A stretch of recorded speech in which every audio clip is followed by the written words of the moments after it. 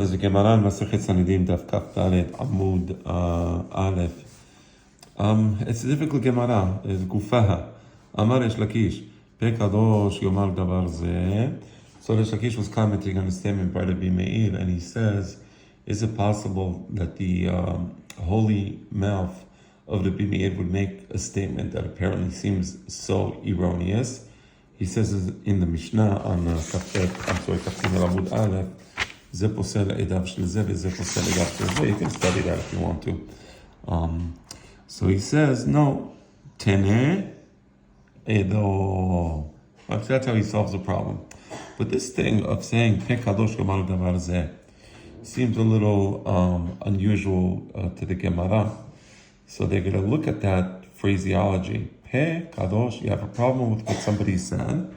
In this case, Rabbi Meir is, how can Rabbi Meir, whose pe was so kadosh, say this type of apparently erroneous statement? It can't be.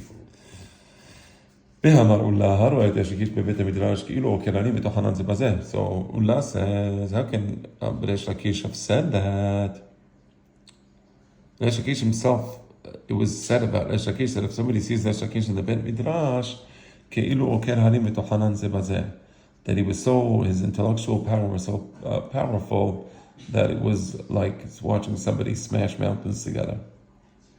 The standard way to explain this, and I looked at all the Mefarshim, is that how can Reish Lakish show anava like this to Rabbi Meir and say Pekadosh Yomar Davar Zeh when Reish Lakish himself was at such a high level of studying Torah? That's the standard way this is understood.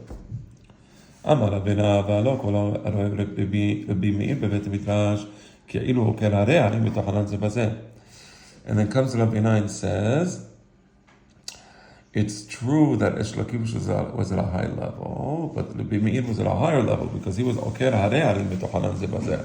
So since Rabbi Meir was Oker Harei Harim B'Tochanan Zeh B'Zeh, and Reish Lakish was only Oker Harim B'Tochanan Zeh B'Zeh, that's the reason that Reish Lakish can say about Rabbi Meir with Anava, Pe Kadosh Yomar Davar Zeh. That's a standard way to explain this Gemara. It's a little problematic. I don't understand this phrasing. First, I don't understand how they can be temehin on the anava, that Reish Lakish would have anava. Why not? I mean, right? Why not have anava? It's right? So you say, Amar Reish Lakish Pekadosh Yomar Davar Zeh, and you're asking a question, why would Reish Lakish have anava towards Rabbi Meir? It's a little difficult to say that. And he says, yes, he has anava because even though he was great, Rabbi Meir was greater. Again, for me, this is tamua. This whole explanation is tamua. I think I understand what it means, right? The question is, Pe kadosh yomar davar zeh. When Rabbi Meir says Pe kadosh yomar davar zeh, what he means to say is, it can't be that Rabbi Meir would make a mistake like this. Rabbi Meir's peh was kadosh, and he would not make a mistake like this, right? So we have to show deference to the Rabbi Meir because it's not possible that he would make a mistake of this nature. On that, we ask the question that Reish Lakish used to be Oker Harim B'Tochanan Zeh B'Zeh. What does it mean Oker Harim B'Tochanan Zeh B'Zeh? Harim is remes to Harim, to the previous ones, to our parents, to our ancestors. Meaning, what does it mean that Reish Lakish used to be Tochen Harim Tochanan Zeh B'Zeh? It means that Reish Lakish was so powerful that you would tell him, for example, Rabbi Yochanan says this, and he wouldn't be embarrassed to wait. I disagree with Rabbi Yochanan. He had the intellectual power to understand the issue so well that he would be Tochen Harim Zeh B'Zeh. He says, this ancestor, this Hakam before me said this Hakam before me said, it smashes everything. That's how Reish Lakish, many times he's cholek on Rabbi Yochanan, even though Rabbi Yochanan is Rabbo Muvak, right? Now you understand what's happening.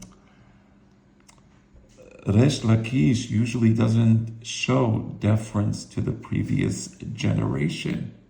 He never says, Pe Kadosh Yomar Davar Zeh.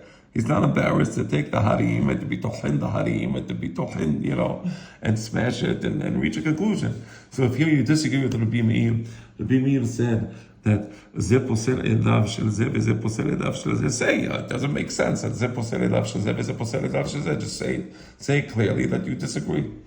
Or it doesn't make sense, right? I understand it's an emorah, but again, Lish Lakish was polak on Rabbi Yochanan Rabbo muvhak. So Lish Lakish wouldn't just, and then he would find it, and he could have found another Tana that's polak on Rabbi Meir. Tochen harim ze v'ze means he takes one Tana and smashes it against the other Tana.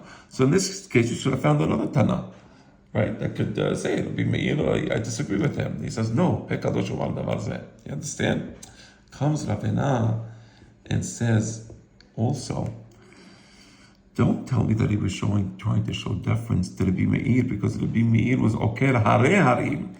So if Rabbi Meir was oker hare harim, then why shouldn't Resh Lakish, who's normally oker harim, be oker harim and disagree with Rabbi Meir, who himself would disagree with hare harim? You understand?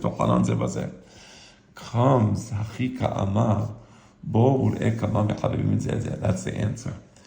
That even though Resh Lakish could have disagreed with Rabbi Meir, and he had the intellectual power to disagree with Rabbi Meir, but there's such love that sometimes the love would overcome that, urge to be correct and to disagree in a, takif way. Havivim behavivim zeh. Sometimes the Havivim would show a special love to each other. So for some reason, Resh Lakish had a special love for Rabbi Meir, and he wouldn't just, say, no, I disagree. That's why he showed him the deference. And then the Gemara shows another case where Rabbeinu HaKadosh showed deference to Rabbi Shimon ben Rabbi Yosef only because his father was Rabbi Yosef, and even though his father wasn't alive, Rabbi wanted to show him special deference. I think that's a peshat of the Gemara.